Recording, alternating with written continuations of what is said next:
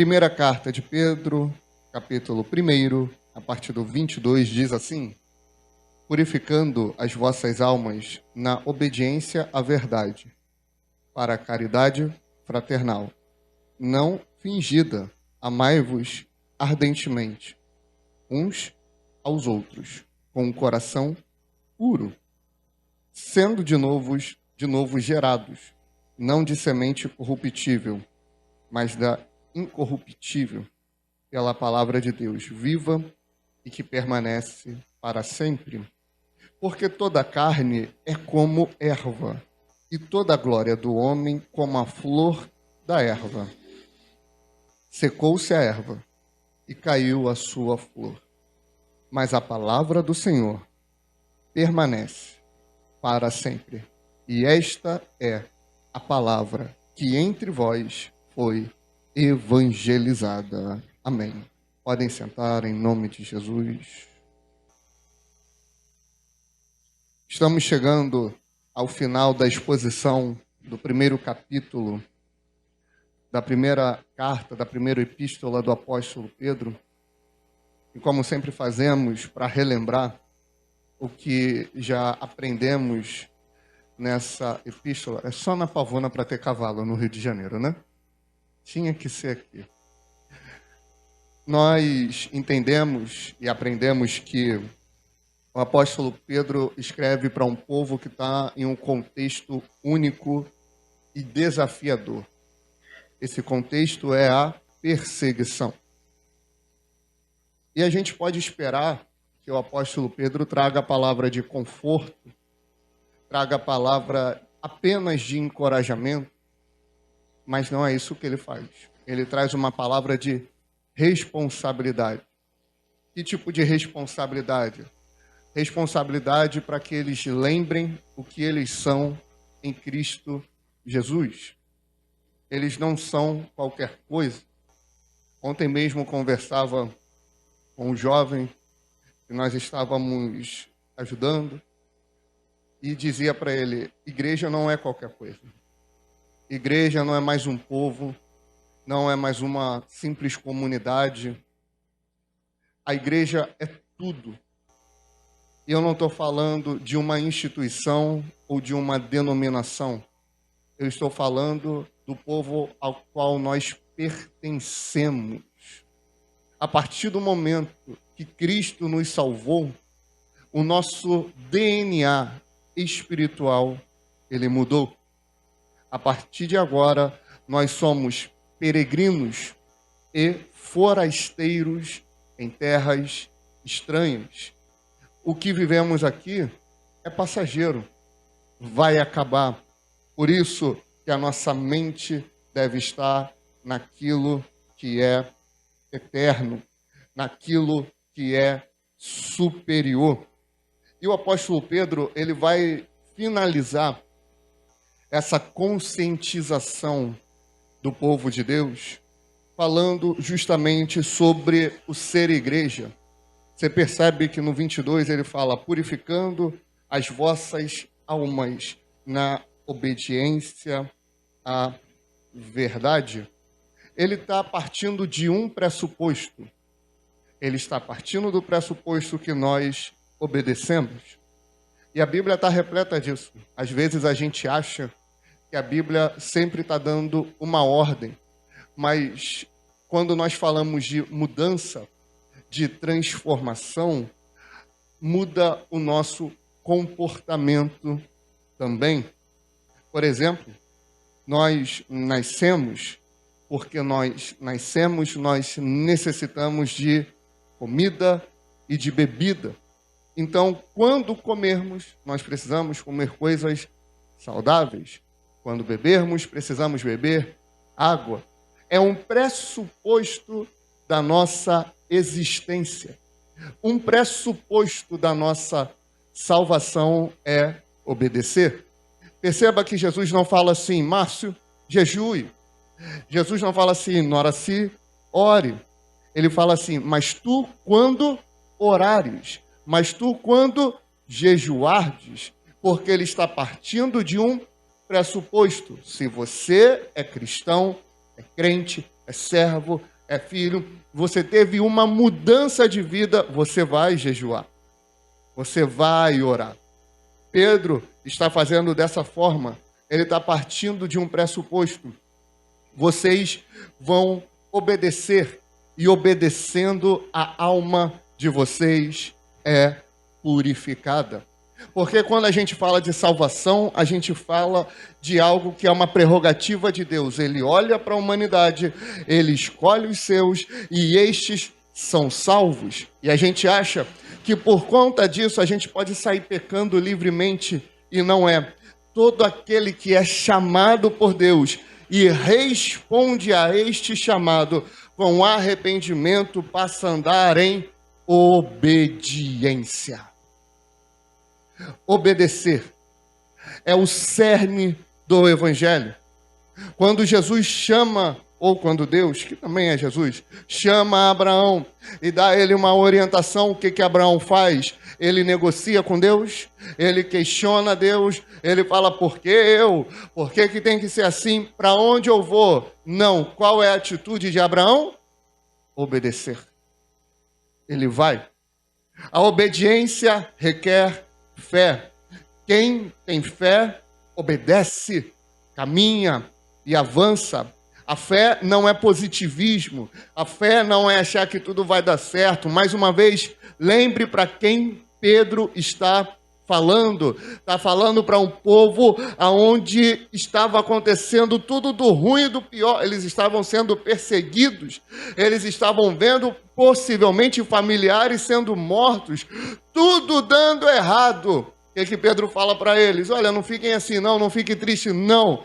Purificando as vossas almas na obediência à verdade. Obedecer é necessário. Ter fé é obedecer. Por quê? Porque nós precisamos de purificação. A purificação ela não vem de uma forma mágica. Ela não vem de uma forma assim mística.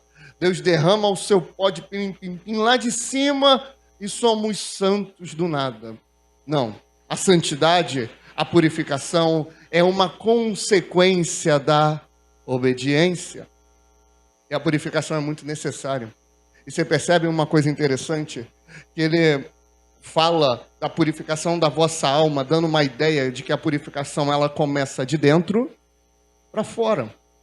Mas a gente tem a mania, a sociedade como um todo, não só o Brasil, de querer ter uma aparência de santidade, uma aparência de moralista, uma aparência ética, sem antes ter um coração obediente, sem antes ter um coração renovado, sem antes ter um coração purificado. Saiu, eu ainda vou ver, eu não sei se eu vou ver, porque parece que é muito terrível, aquele trem que tu me mandou, que saiu o escândalo, várias fotos, qual é o nome daquilo lá? É o caso de quê? Epstein. Um negócio estrondoso, onde tem muitos governantes, políticos, popstar, cantores famosos, que estão envolvidos em escândalos sexuais dos mais terríveis. Tudo isso é o resultado de um povo que está afastado de Deus. Quanto mais nos afastamos de Deus, mais, consequentemente, o nosso coração fica longe e mais afundado no pecado a gente fica. Por isso a importância de sempre purificar a nossa alma, de sempre vir uma santidade de dentro para fora com a obediência, observando a verdade, porque se a gente começa a negociar com o pecado, o nosso fim pode ser terrível, pode ser assustador. O meu pastor, o Sandro, ele costuma dizer quando sai algum escândalo de algum pastor, de algum ministério, ele de uma forma muito humilde, eu aprendo muito com ele, ele fala assim, meu filho, que Deus nos livre, que Deus nos guarde, porque o coração do ser humano, ele é enganoso. Na verdade, Jeremias não diz enganoso, diz que ele é perverso. ele é mau, ele é hediondo, por isso ele precisa de Deus. Por isso ele precisa de purificação. E é isso que Pedro vai começar a tratar.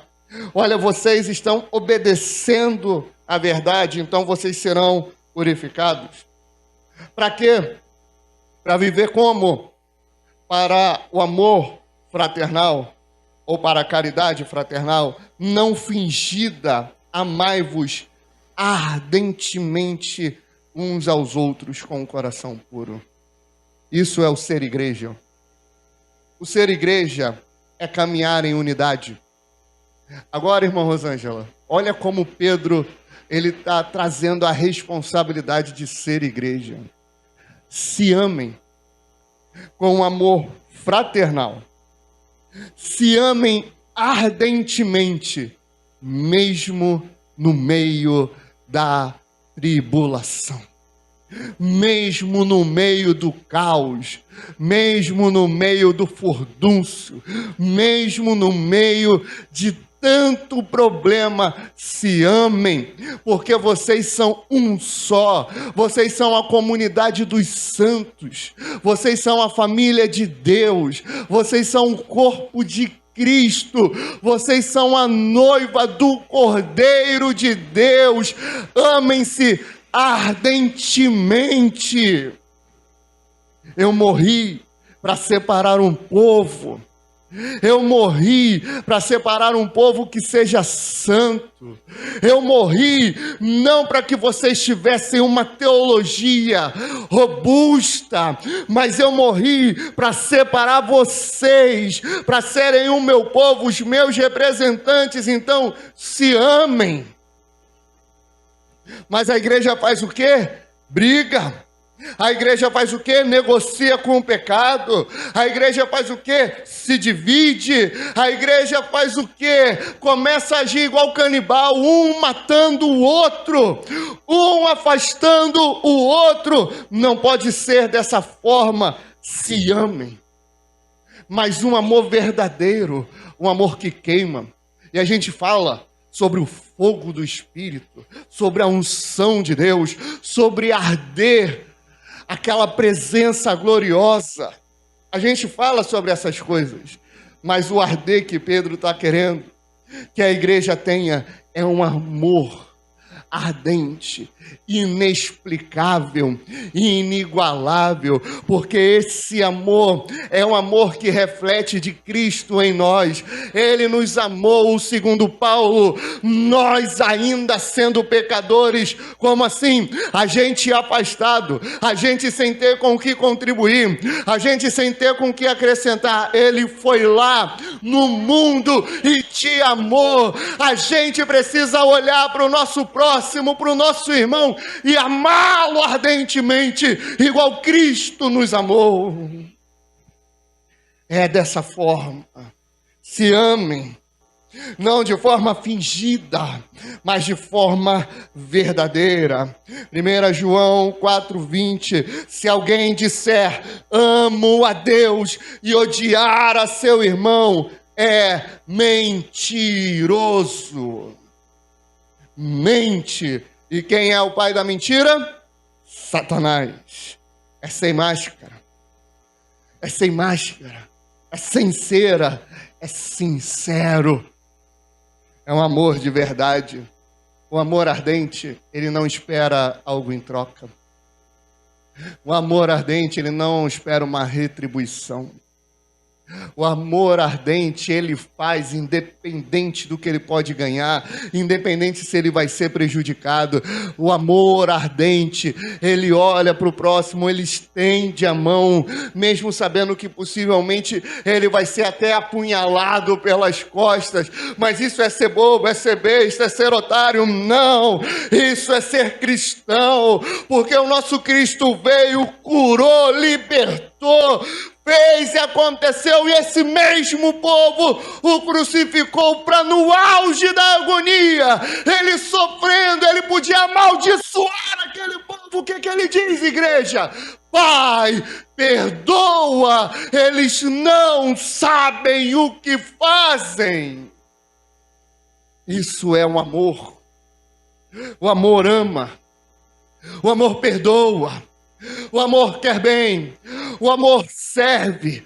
O amor estende a mão. O amor ajuda. Eu amo a Deus. Isso se reflete no quanto você ama a igreja, no quanto você ama o seu irmão, no quanto você ama o seu próximo. Essa é a orientação do apóstolo. Se amem de uma forma verdadeira, de uma forma sincera. Mas por quê? Sendo de novo gerados, verso 23, não de semente corruptível, mas da incorruptível, pela palavra de Deus, viva e que permanece para sempre. Aqui é o resumo de tudo o que falamos. Porque somos forasteiros e peregrinos, porque a nossa velha criatura morreu e nós nascemos de novo. Porque houve uma transformação, houve uma mudança, que é o maior de todos os milagres. Se um morto ressuscitar agora, nós vamos ficar em choque, não vamos? Se alguém for curado de câncer, a gente vai ficar em choque, não vai? Se alguém for curado de diabetes, de AIDS, do que for, a gente vai ficar em êxtase. O maior milagre que já aconteceu é a tua vida.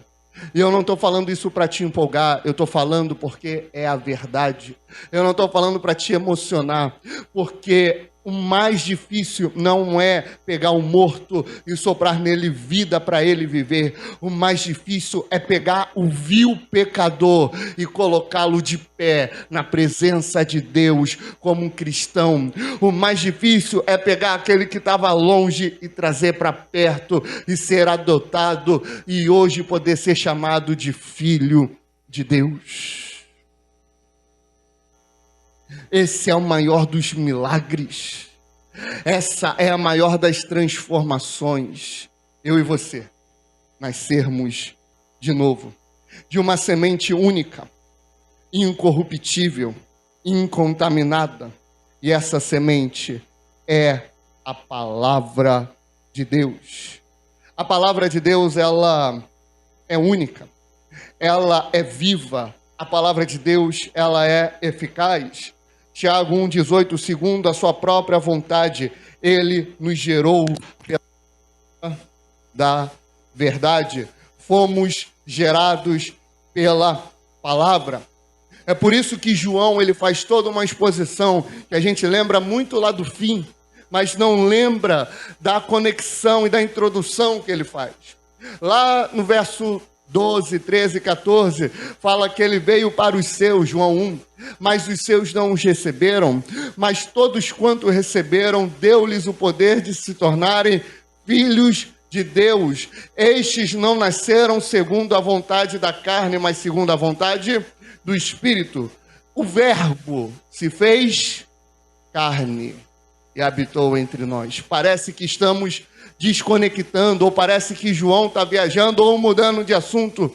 Não, só podemos nascer de novo, por quê? Por conta do Verbo, por conta da palavra, por conta do Evangelho de Jesus Cristo. Então, quando o pastor fala, leia a Bíblia,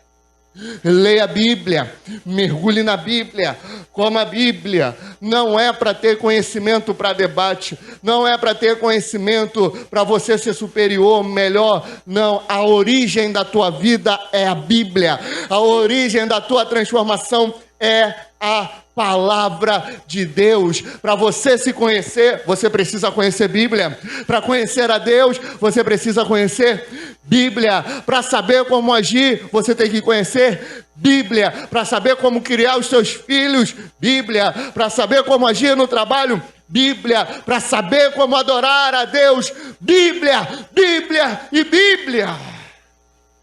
Ela é a palavra de Deus, ela é o agente transformador da nossa vida, sendo de novo gerados, não de semente corruptível, não foi algo humano, não foi uma ação humana desse corpo corruptível que nos fez nascer de novo, foi a palavra de Deus, e essa palavra, ela é viva, ela é real, ela é verdadeira. Tudo o que foi profetizado aconteceu, e o que ainda não aconteceu, acontecerá. Ela tem garantias, ela é real, ela não é volátil, ela não é de lua, ela não depende de um humor para que ela haja, para que ela aconteça. Não, se a palavra de Deus sim, é sim. Se ela diz não, é não. Se a palavra de Deus diz que vai acontecer, vai acontecer. A palavra de Deus disse que o Messias viria e ele veio. Ele disse, ele sendo a palavra que morreria, ele morreu. Ele também disse que ressuscitaria, ele ressuscitou e ele disse que vai voltar. Então eu creio, porque tudo que tinha para acontecer, aconteceu. Só falta a sua volta. Esse é o poder da palavra. Ela é verdadeira. Não tem Aristóteles, não tem Platão, não tem Kant, não tem Marx, não tem nenhum filósofo, não tem nenhum pensador. Digo mais, não tem Moisés, não tem Paulo, não tem Pedro. Nenhum deles seria nada sem o Espírito de Deus. Eles foram inspirados, eles não tinham a palavra. Deus os usou para nos dar a sua palavra. Ela é poderosa, ela é viva, ela tem poder.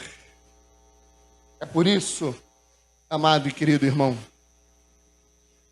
apareceu uma pessoa, pastor, ela tá debilitada, ela está enferma. O que eu faço? Oro em nome de Jesus pela cura dela. Mas o que é isso, pastor? Por quê? Porque a palavra de Deus diz que Ele te deu poder para curar os enfermos. É a palavra, isso não foi revogado. Apareceu uma pessoa endemoniada, o que eu faço? Tem toda uma iniciação para poder expulsar esse demônio? Não. Ora pela libertação em nome de Jesus, expulsa em nome de Jesus. Não tem pastor que tem poder, não tem o irmão, a irmã da oração poderosa, não. Aquele que tem a palavra tem poder, porque a palavra é poder. Creia nisso. O maior dos poderes foi manifestado com um novo nascimento. O resto é fichinha. Enfermidade é fichinha. Libertação é fichinha. Cura, o que for, é fichinha. A unção está sobre ti pela palavra. É a palavra. É somente a palavra. Igual a garantia, ela permanece para sempre. Ela não muda, ela é eterna. Por quê? Porque Deus é a palavra e Ele é eterno. Ele não é homem para que minta, Ele não é filho do homem para que se arrependa. Ele é o mesmo e não muda. Ele é o mesmo ontem, hoje e será eternamente. Isso deve reconfortar o teu coração, para no dia mau, para no dia de tribulação, para no dia que está tudo dando errado, para no dia que está tudo ao contrário, você lembra, a palavra de Deus é viva e ela permanece. Ninguém pode matá-la. Pedro foi crucificado de cabeça para baixo, mas tem aqui 2 epístolas, porque a palavra não pode ser morta. Paulo, ele foi preso diversas vezes, mas está aqui 13 epístolas. João, taca na ilha de Pátimo, deixa ele isolado. O que nos acontece? A carta de Apocalipse, aonde nós temos acesso à maior das revelações da glória da volta de Cristo. A palavra permanece, a palavra é imparável, a palavra é única, irmãos. Creia, aleluia. Porque toda a carne é como erva, e toda a glória do homem como a flor da erva. Secou-se a erva e caiu a sua flor, mas a palavra do Senhor permanece para sempre. E esta é a palavra que entre vós foi evangelizada. Amados, o homem se ensoberbece de uma forma muito fácil. alguma coisa dar certo, caminhar legal, que já fica consegui, eu fiz, eu aconteço. É por isso que nós somos sempre advertidos e aconselhados. Agradeça a Deus. Mas eu conquistei com o meu suor, Deus te deu a energia e a saúde necessária para conquistar. Deus foi contigo, Ele te deu graça. Agradeça a Ele. Eu consegui um trabalho, é um trabalho simples, nem é muita coisa, agradeça. A minha empresa cresceu, agradeça. Ah, meus filhos estão servindo ao Senhor, estão na escola, estão indo muito bem, agradeça. Não é por você, não é você, é Ele. É pelo agir dEle. Porque o homem, ele esquece que ele tem um prazo de validade. O homem, ele esquece, ainda mais o jovem, ele esquece que a vida dele não é eterna, pelo menos não aqui. Ele esquece, como falávamos na Marinha, que existe a volta do anzol, que o mundo não gira, ele capota. O homem esquece, porque ele se acha o bambambam, porque ele conquistou em algum momento, porque ele fez, aconteceu, ele acha que ele não vai precisar de ninguém nunca mais, que ele pode caminhar sozinho. Igreja para quê? Eu vou para a igreja para dar dinheiro para pastor. Eu vou para a igreja para quê? Para sentar lá, para ouvir uma palavra, uma pregação. Eu vou para quê? Eu estou bem. Não, vou desviar nada não. Eu amo a Jesus, eu leio a Bíblia todo dia, eu oro todo dia. Para que isso? Não. Eu vou seguir a minha vida. Mas aquele que se isola, diz Provérbios, luta contra a verdadeira sabedoria. Aquele que se isola, ele acha que é forte. Por isso Jeremias vai dizer, não se glorie o forte na sua força, nem o sábio na sua sabedoria, nem o rico na sua riqueza, mas aquele que se gloriar, glorie-se nisso, em me conhecer, diz o Senhor. Glorie-se, tenha sua vida em conhecer a Deus. Porque a carne, a humanidade, a existência é como a erva. E toda a glória do homem é como a flor da erva, é aquela coisa linda, bonita, bela, esbelta. Só que a erva, ela seca. E a...